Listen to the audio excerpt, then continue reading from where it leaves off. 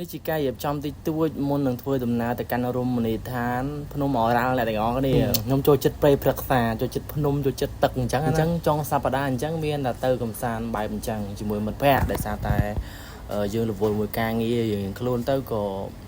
ឆ្លៀតពេលទៅនេះខ្លួនក៏សម្រាប់ចិត្តថាទៅដើរលេងកំសាន្តទៅជាក់ខួរក្បាលម្ដងអញ្ចឹងណាបងប្អូននេះជាសកម្មភាពថតតាមផ្លូវបន្ទាប់មកដល់កន្លែងវងមូលផ្សារកទួតពួកយើងក៏ចុះទិញសាច់អីតិចតួចទិញមាន់ទីអីអញ្ចឹងដោយសារតែពួកយើងអត់បានបាយព្រឹកទេវេលាម៉ោង7:11ហើយអញ្ចឹងក៏រៀបចំទិញអីអញ្ចឹងទៅដើម្បីយកទៅ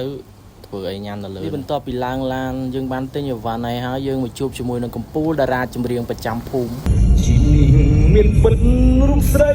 ជីគូគ្មានអ្នកផ្សេងជាធ្នូចិត្តរៀមមិនបដូរសា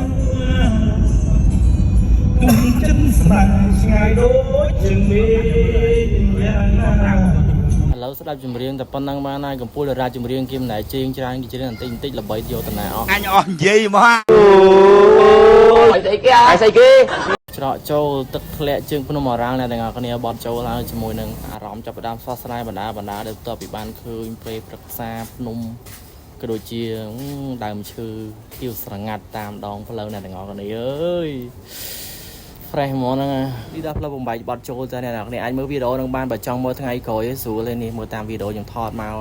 ព្រោះរំលីថានេះអត់សូវមានអ្នកមកអត់សូវមានឡានទេអ្នកនរគ្នាធ្វើដំណើររៀងឆ្ងាយដែរក៏បានជួបជាមួយនឹង EE ដើរតាមផ្លូវក៏បានសួរគាត់ថា EE ផ្លូវហ្នឹងទៅជើងភ្នំអរ៉ាល់មែនគាត់ថាចាស់អូនផ្លូវហ្នឹងទៅជើងភ្នំអរ៉ាល់អរគុណ EE សុខសប្បាយអីគោម៉ែម៉ែ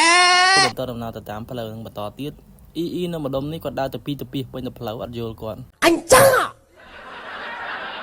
ធ្វើដំណើរតែបន្តិចពួកយើងក៏មកដល់ច្រកមួយទៀតដែរទាំងអស់គ្នាដែលជាច្រកចូលបត់ស្ដាំអ្នកនរគ្នាបត់តាមអ្វីដែលខ្ញុំថតទៅគឺទៅដល់តែម្ដងតាមផ្លូវទូចនេះផ្លូវនេះគឺទៅមុខទីពិបាកបន្តិចហើយជាមួយនឹងការឡើងចុះបន្តមកខ្ញុំក៏បានឃើញជាមួយនឹងដើមឈើនេះស្អាតមែនទែនអ្នកទាំងអស់គ្នាអើយខ្ញុំក៏ថតខ្លះអ្នកនរគ្នានេះស្អាតខ្លាំងមែនទែនបន្តយើងបន្តដំណើរទៅមុខទៀតអ្នកទាំងអស់គ្នានេះទៀតផ្លូវមានការឡើងចុះដូចទងអាំងនេះផ្លូវចុះអ្នកនរគ្នាឡើងចុះគឺផ្លូវតំបន់បន្ទាប់មកយើងក៏ដល់ច្រកចូលអ្នកទាំងអស់គ្នាគឺអត់សូវមានមនុស្សទេប៉ុន្តែខ្ញុំឲ្យទេសភាពអ៊ុយហ្មងអ្នកទាំងអស់គ្នាស្អាតខ្លាំងមែនទែនចឹងមិនថាទៅនេះកំប្រឹងធ្វើការពេកអ្នកទាំងអស់គ្នាមក relax ខ្លះមកកំសាន្តខ្លះជាមួយនឹងទេសភាពព្រៃភ្នំអីអញ្ចឹងណាចឹងបានថាសេចក្តីសុខផ្លូវចិត្តគឺសំខាន់អ្នកទាំងអស់គ្នាអ្នកគ្នាមានសេចក្តីសុខផ្លូវកាយប៉ុន្តែអត់មានសេចក្តីសុខផ្លូវចិត្តគឺ